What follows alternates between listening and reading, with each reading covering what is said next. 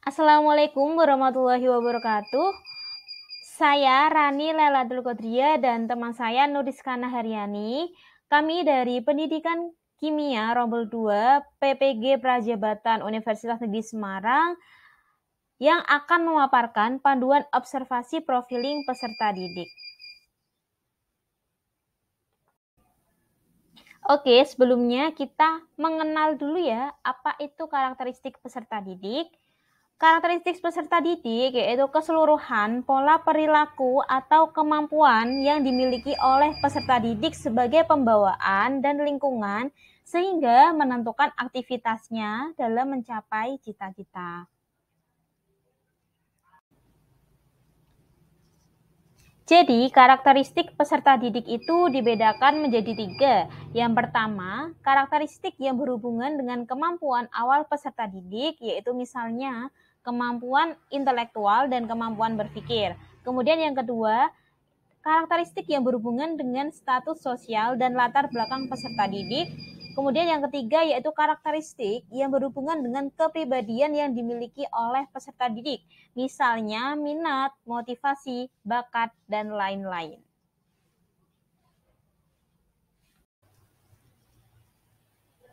Nah, di sini pelaksanaan profiling peserta didik yaitu menggunakan media Google Form, kemudian lokasinya di SMA Kesatrian 2 Semarang dengan sasaran peserta didik kelas 10, kelas 11 MIPA, dan kelas 12 MIPA. Untuk yang pertama, yaitu kami berikan identitas peserta didik yang berisi nama, usia, jenis kelamin, hobi, alamat, anak ke, dan tinggal dengan siapa. Nah, yang pertama yaitu untuk mengetahui suku atau etnis dari peserta didik, diberikan 2 pernyataan, yaitu yang pertama, saya berasal dari suku atau etnis Jawa, Sunda, Batak, Tionghoa, dan lain-lain. Kemudian yang kedua yaitu saya tinggal di lingkungan mayoritas atau minoritas satu suku dengan saya.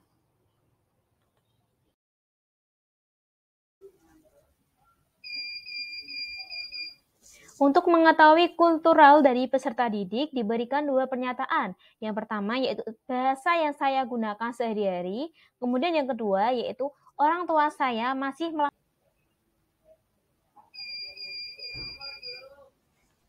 Untuk mengetahui status sosial dari peserta didik, yaitu diberikan 5 pernyataan. Yang pertama terkait pekerjaan ayah. Kemudian yang kedua yaitu pendidikan terakhir ayah. Yang ketiga yaitu pekerjaan ibu, dan yang keempat yaitu pendidikan terakhir ibu, serta yang terakhir yaitu penghasilan orang tua per bulan.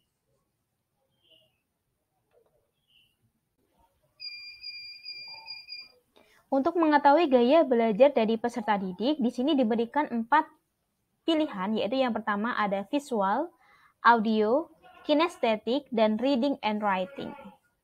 Yang selanjutnya adalah minat. Minat merupakan salah satu indikator penting yang mempengaruhi proses pembelajaran peserta didik. Nah, di sini minat yang akan kami gunakan sebagai profil peserta didik yang terdiri atas 4 indikator. Yang pertama, saya menyadari potensi saya untuk masa depan. Yang kedua, saya mengetahui manfaat belajar di sekolah. Yang ketiga, saya senang belajar kimia. Dan yang terakhir, saya senang aktif dalam proses pembelajaran. Kemudian selanjutnya ada perkembangan emosi. Perkembangan emosi untuk siswa SMA yang mana memasuki usia remaja biasanya memiliki emosi yang kurang stabil. Maka dari itu kami membagi menjadi 4 indikator. Yang pertama, saya dapat menahan marah atau emosi saya, kemudian saya bisa berempati terhadap teman yang mengalami kesusahan, kemudian saya tidak pernah mengalami mood swing atau emosi yang tidak stabil, dan yang terakhir saya dapat mengekspresikan emosi yang saya rasakan ketika saya. Selanjutnya adalah motivasi.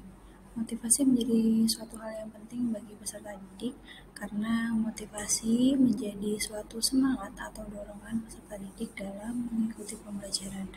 Kemudian untuk profiling peserta didik dalam indikator motivasi diklasifikasikan atas 4 pertanyaan. Yang pertama, saya selalu bersemangat ketika berangkat sekolah. Kedua, saya senang mengulang materi di rumah setelah pulang sekolah.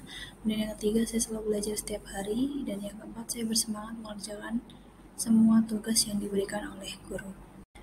Kemudian ada perkembangan sosial. Perkembangan sosial di sini berkaitan dengan interaksi peserta didik dengan lingkungan sekitar.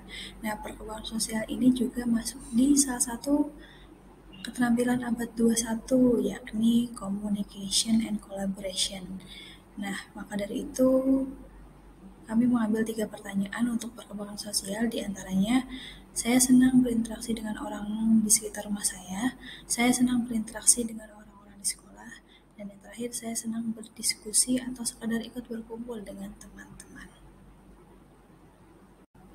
Kemudian ada perkembangan moral. Nah, perkembangan moral sendiri sangat penting juga karena di sini menjadi salah satu bentuk dari pengembangan karakter peserta didik. Maka dari itu, untuk perkembangan moral diklasifikasikan atas 5 pertanyaan, yakni saya selalu berlaku jujur setiap perbuatan yang saya lakukan baik di rumah maupun di sekolah. Kemudian saya tidak pernah mencontek saat ulangan, saya rajin dan selalu beribadah, saya tidak malu meminta maaf atas kesalahan yang telah saya perbuat, dan yang terakhir, jika saya meminjam barang pada teman, saya segera mengembalikan barang tersebut. Kemudian yang terakhir ada perkembangan motorik, yang mana perkembangan motorik ini berkaitan dengan gerak dari siswa. Oleh karena itu, disusun 5 pernyataan. Yang pertama, saya bisa bermain alat musik, baik drum, gitar, ataupun alat musik lainnya.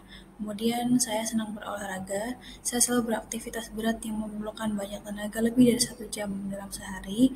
Saya senang pembelajaran di luar kelas, dan saya senang pembelajaran dengan menggunakan alat seperti praktikum. Nah, di sini nanti perkembangan motorik berpengaruh terhadap proses pembelajaran. Demikianlah lembar profiling peserta didik dari kelompok kami. Sekian, terima kasih. Wassalamualaikum warahmatullahi wabarakatuh.